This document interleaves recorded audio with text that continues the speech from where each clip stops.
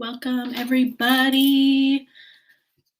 It is Tanya here, parent coach, and I am coming live today as day 2 of a 5-day challenge. So if you're in my Facebook group, say hi, tell me you're here, let me know how it's going. This is the Make Yourself a Priority Challenge, 5 days of self-care cards. I post 3 choices. You choose 1, 2, or 3. And then there is a reveal of what your self-care item is for the day. So if you are not in the Facebook group, jump in. It's free. If you're watching this after the challenge, it's always going to be in there. It's in the guide section, and it's called Make Yourself a Priority Challenge. It's 5 days. YouTube, make sure you like and subscribe to my channel because I'm always sharing ways to take care of yourself. My Facebook group is called Reactive to Self-Care Without the Guilt. So make sure to jump in there for all the free challenges and reminders to take care of yourself. Okay, so let's get into it. Can you let go of your resistance to yourself? We often think that there's just no time to do the things I want to do, to take care of myself, to make myself a priority, especially as moms. We are conditioned to put other people first, women in general. That's what we were conditioned to do. No one taught us how to put ourselves first. No one said, okay, how are you going to take care of yourself today? Effectively be selfish, right? We often feel like we're being selfish by putting ourselves first, our needs first. And I've had to work really, really hard at this part. So part of my self-care is aromatherapy, and I was getting a bit worked up talking to my husband on his lunch break about school stuff. And if you know anything about me, I've been in the progressive education world for a while, since grad school. And I am passionate about place-based learning, and progressive learning. And we're just going through a little decision making with our little guy, on what to do. And it's all about listening to my heart. And this has been a process of listening to where he's going to fit. Kindergarten, preschool. Our school happens to have a young fives class, and his birthday's in June. So he's considered a young 5 for kindergarten. Anyway, how do we not resist ourselves? And I went on a tangent about the school stuff because a lot of times it's just resisting my own inner wisdom. So number 1 in today's card reveal is practice self-compassion. So it sounds like I don't know. People say it all the time. Self-love, self-compassion. Sounds woo-woo. Everybody's like, yeah, right. I love myself. And yet, most of the clients I talk to are struggling with, why do I keep doing the same things? Why is my self-worth so low? Why can I not find my own inner kindness, my own self-kindness? I can treat my friends that way, my kids, my spouse, but when I do the same things, I meet myself with negativity. So self-compassion, what has really changed my life is making myself a priority, my self-care a priority. So aromatherapy oils, daily journaling, um, and the foundational practice of my coaching is called the Safe Seat practice. And it's a pure joy parent coaching. And also, it's not just for parent coaching. I'm coaching people that are not parents. But how do we safe seat all the emotions that come out up throughout the day? And if you want the free practice, you can go to purejoyparenting.com.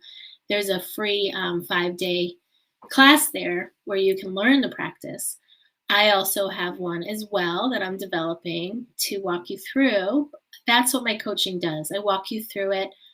We get down to the parts of yourself that you've been resisting. Okay, because until we see the parts of ourselves that we resist, the parts of ourselves that we don't like, that we've chosen to pack up, that we've wanted to change since who knows when, until we send those parts of ourselves compassion, it will continue to be very hard to practice self-compassion. So that was the first card pull today. The other two are basic self-care items, which everybody talks about. Visit a location that you find inspiring or meaningful. If you have one that you like to visit, put it in the comments for me. It could be a place in your house. It could be a place you've traveled to, maybe a place in your yard. Anytime I'm hiking, I'm very inspired. And anytime I'm near water, ocean, creeks, lakes, that is very inspiring to me. So trees and hiking and water, those are the places I like to go for inspiration. So card number 2 was to make sure to do that. And if you pulled that card today, you picked that card today, make sure to let us know where your spot is. So during this 5-day challenge, you will come away with 5 self-care items at the end of the challenge. And hopefully you will create a pattern of incorporating these into your daily life. And if it doesn't feel like it's a good fit, then we have self-compassion, right? If there's one self-care item that just wasn't a fit for you, that's where we keep practicing self-compassion. But in order to make a pattern of self-care, you really need to put it into practice for at least 21 days. So you get these 5 self-care items from the challenge, then you practice them for 21 days and see which ones really stick and which ones you can kind of set this intention and which ones you can see some transformation or growth. So whatever helps you, setting a timer on your phone or putting it in a planner, maybe having an accountability person that says, hey, did you number 3 today get a good night's sleep? Someone to ask you daily, did you get a good night's sleep? Or what could you do tonight to get a good night's sleep? So make sure that you put these into action, not just for one day, for 21 days at least, and see what parts of that practice felt good to you. Which parts are you going to let go of? So the last card for today came up, get a good night's sleep. This is really important to me, this card. Sleep has always been important to me. And in my course, Reclaim Your Body, Transform Your Mind, there's a whole module about sleep. I have to have I need time to settle down.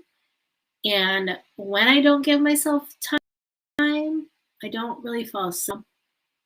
And then I had to practice self-compassion. What are the reasons why I didn't get a good night's sleep? Can I show myself some loving kindness? So last night's a great example. It was full moon. I've had trouble sleeping in the past around full moon time. I recognize it, so I don't beat myself up about it. But after I almost felt like I fell asleep reading. Like I was reading. I always read. I was falling asleep. I turned the lights off and everything. And then bang, wide awake. Show me a hand of who that happens to. You're wide awake after you like just fell asleep. A lot of times it has to do with cortisol levels spiking. And for me, I have trouble with that, regulating cortisol levels in my body because of high stress, chronic stress. But to get a good night's sleep, I need to make sure that I turn off my screens. My phone is, I put it in the kitchen, I charge in my bedroom, but it doesn't mean that I'm always not on it. So I've been on it too late, then I bring it out and it's like 10 p.m., right? I still need a good hour before I can really sleep. That light activates and stimulates my body. So last night I had to go down, take some melatonin, do my nighttime roller aromatherapy, which is Valor and cedarwood and lavender, which I don't have right here. But I put them in a roller and I mix them with a carrier oil, like almond oil. And that's my sleep roller that helps me to down. If I'm not doing well, I get up and take a melatonin. But what has helped me the most, well, there's one more thing. Oftentimes there's like a little bit of stretching yoga routine that I need to do, which I have in my yoga club, my nighttime routines. It's also in my course, Reclaim Your Body, Transform Your Mind. Some of the practices that help me settle that stress level. But the most important thing is to not go into a negative headspace when I can't sleep. That has been the biggest learning for me, the self-compassion. When I'm having trouble sleeping, I just recognize it. Oh, this is the night that this is happening. There you are again, Tanya, who doesn't fall asleep very easily some nights, right? So I can just give it a little smile and a nod. And it's taken a long time. I used to get very frustrated, very mad at my husband for waking me up. You know, I was mad at other people. Like growing up, I got mad at people for waking me up. Like there was an anger that rose up, and it's because I wasn't loving myself first. So those are the 3 cards that came up for today. Like I said, if you're not in the challenge, jump in my Facebook group, follow me on YouTube, and make sure that you're making yourself a priority. Have a great day, everybody. Bye.